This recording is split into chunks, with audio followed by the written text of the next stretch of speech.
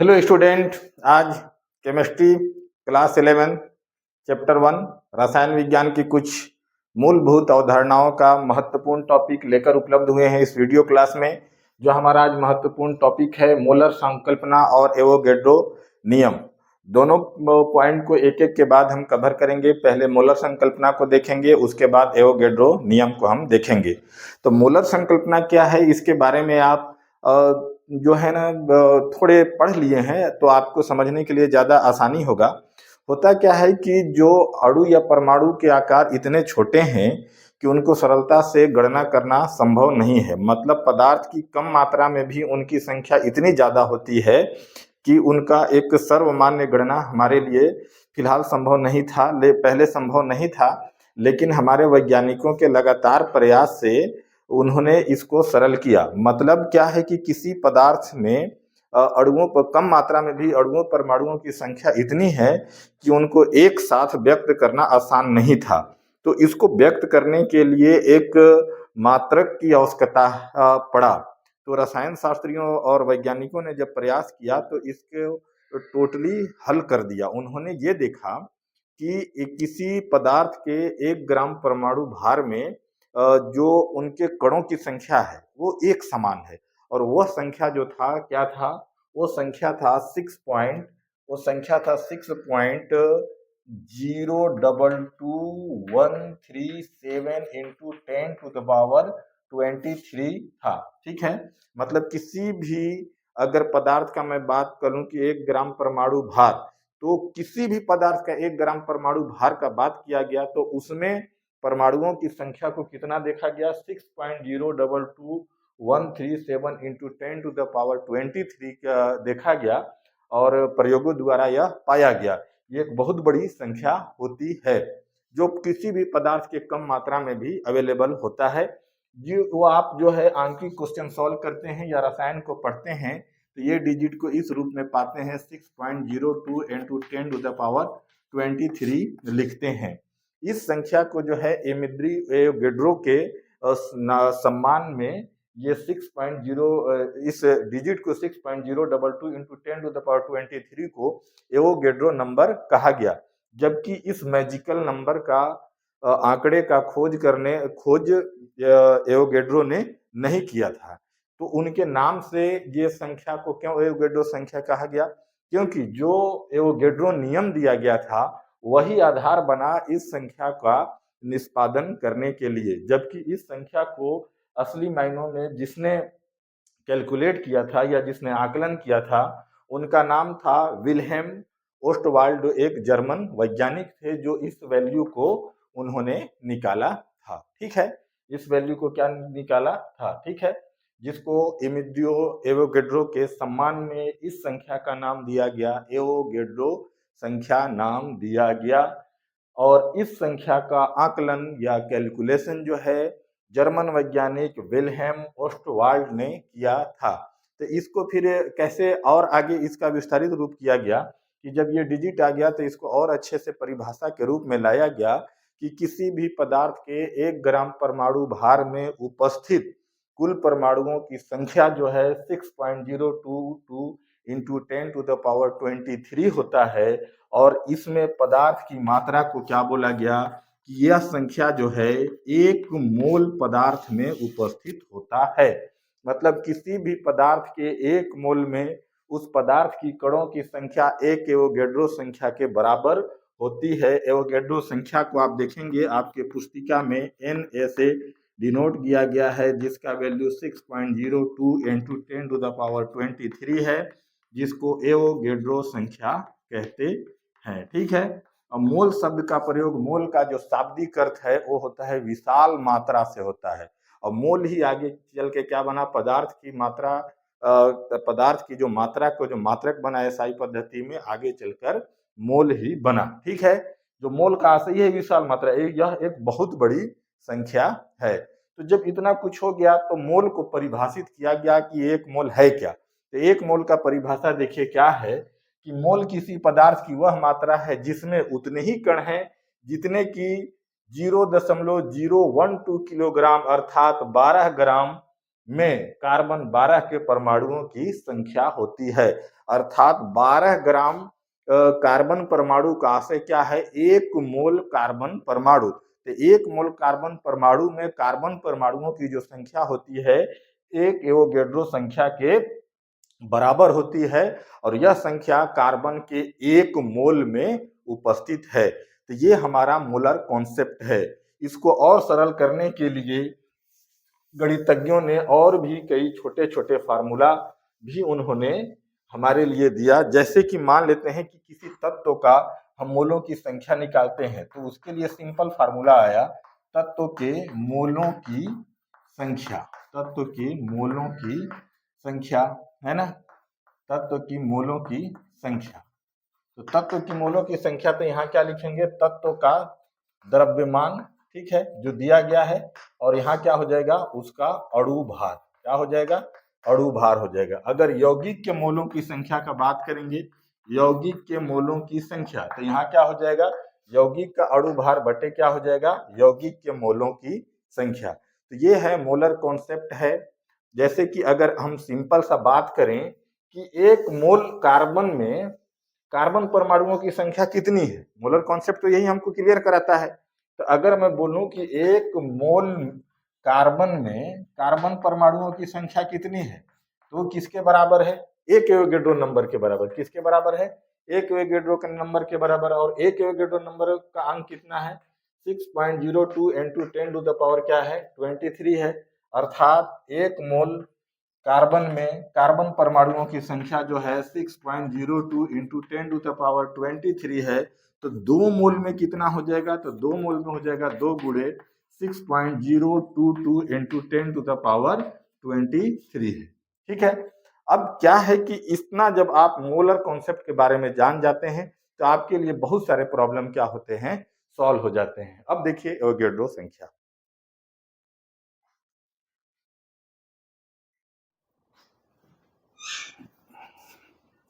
अब हम देखते हैं एवोगैड्रो नियम। तो आप जानते हैं कि गैसों का जो स्वतंत्र अस्तित्व है अणुओं के रूप में है, न कि परमाणुओं के रूप में है। मतलब गैस जो स्वतंत्र कण है जो एक किसी पात्र में मूव कर रहा है वो आणविक स्टेज में मूव कर रहा है, मॉलिक्यूलर स्टेज में है, एटॉमिक स्टेज में नहीं है। इस चीज को और आगे बढ़ाते हुए एवोगैड्रो ने एक नियम का प्रतिपादन किया जिसे एवोगैड्रो नियम के नाम से जाना जाता है।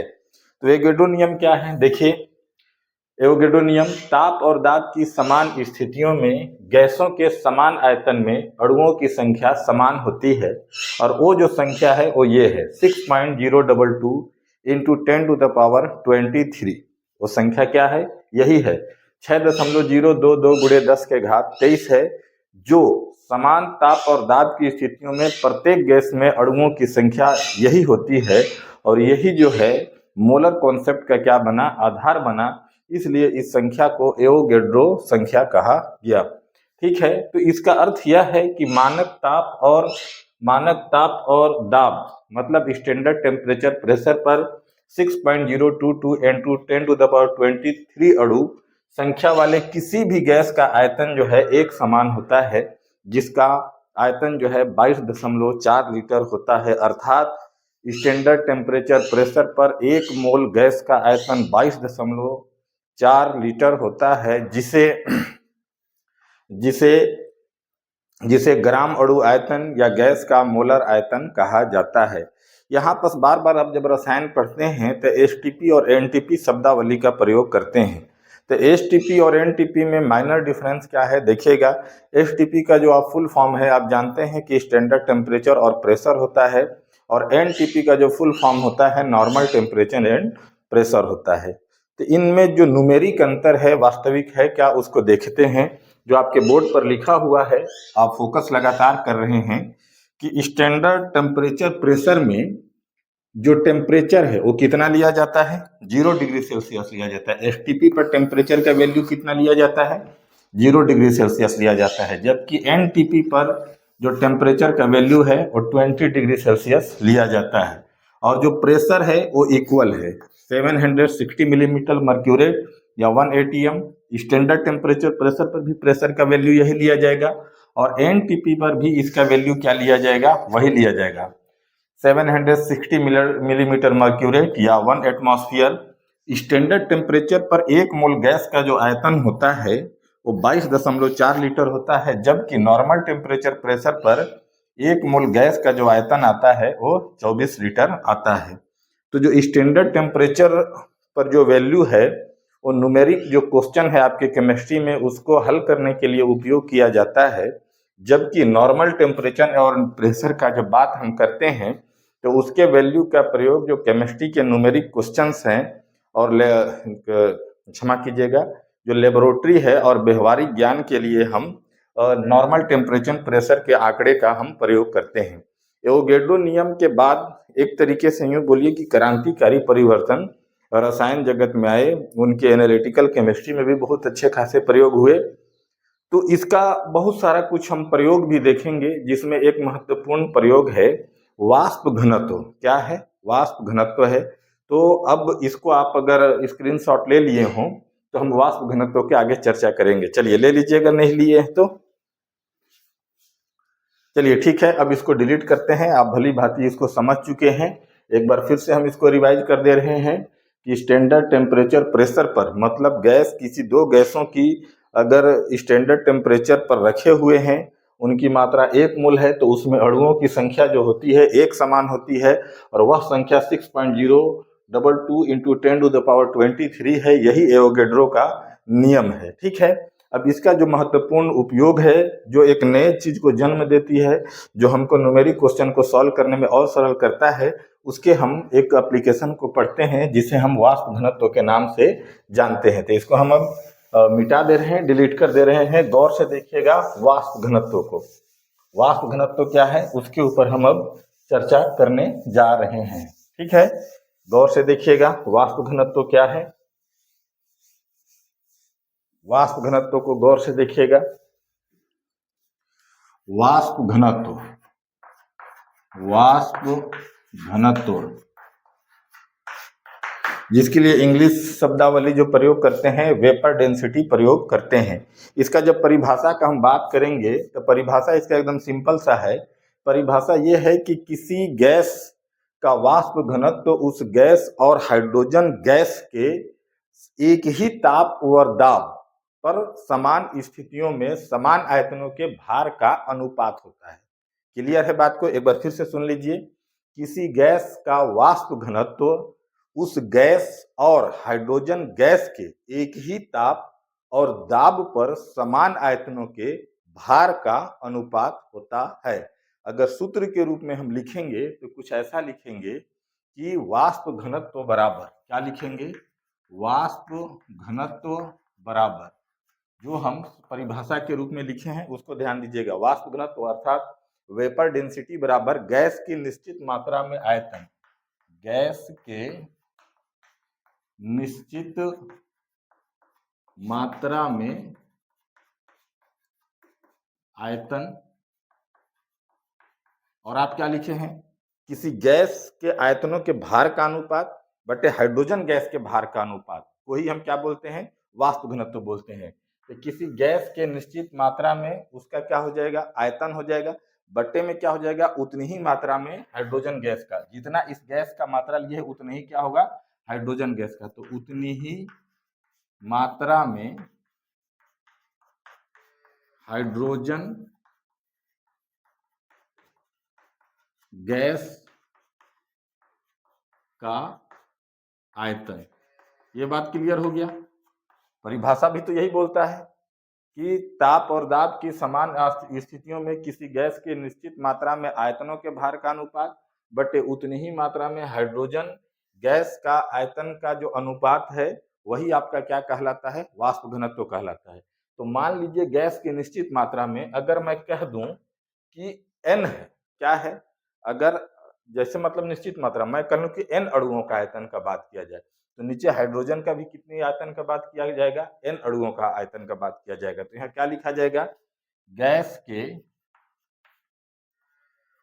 n अणुओं का आयतन, n अणुओं का आयतन बटे क्या हो जाएगा? देखिएगा, हाइड्रोजन गैस के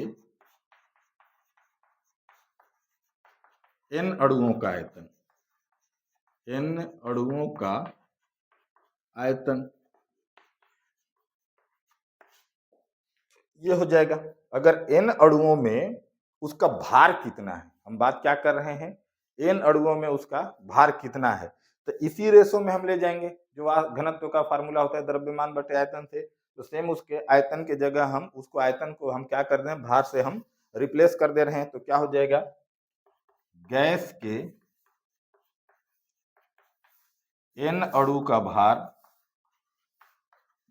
भार बटे हाइड्रोजन के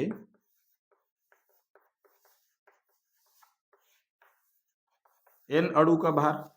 यहां तक मैं समझता हूं कोई प्रॉब्लम नहीं है आपको, n अणु का भार, ठीक है। अगर मैं बात ये कर दूं कि n को एक संख्या में बदल दिया जाए, मैं 1 ले लूं, तो क्या हो जाएगा, देखिएगा, वाष्प घनत्व बराबर गैस के एक अणु का भार, एक अणु का भार बटे हाइड्रोजन गैस के एक अणु का भार, सब वैसा ही कन्वर्ट होते जाएगा। तो आप देख रहे हैं कि वाष्प घनत्व बराबर आगे क्या हो जाएगा, वाष्प घनत्व बराबर गैस के एक अणु का भार, और यहाँ नीचे क्या लिखते हैं, हाइड्रोजन गैस के एक अणु का भार। और हाइड्रोजन गैस का एक अणु क्या है, H2, और इसका वेट कितना हो जाएगा, 1 + 1 मतलब 2। तो यहाँ पास हम क्या लिख देंगे, 2। तो यहाँ पास से एक हमको फार्मूला मिलता है, वाष्प घनत्व बराबर गैस के एक अणु का भार बटे 2। जब इससे आगे के हम चैप्टर में जाएंगे तो निश्चित रूप से जब मूलानुपाती सूत्र वगैरह का जब हम कैलकुलेशन करते हैं, उसको सॉल्व करते हैं, तो कई बार हमको वाष्प घनत्व संबंधी क्वेश्चन दिए रहते हैं। तो इस फार्मूला का उपयोग करके उस क्वेश्चन को आगे आप बढ़ा देते हैं। तो इस वीडियो के माध्यम से हम मोलर कॉन्सेप्ट, एवोगैड्रो नियम और एवोगैड्रो नियम के एप्लीकेशन में वाष्प घनत्व को हम जाने हैं। अगर ये चैनल आपके लिए उपयोगी है तो जरूर अंसारी एजुकेशन को आप लाइक कीजिए, सब्सक्राइब कीजिए। अगर कहीं कोई प्रॉब्लम है तो कमेंट सेक्शन में जरूर लिखिए और अच्छे से वीडियो आपके लिए प्रोवाइड कराया जाएगा। Thank you very much.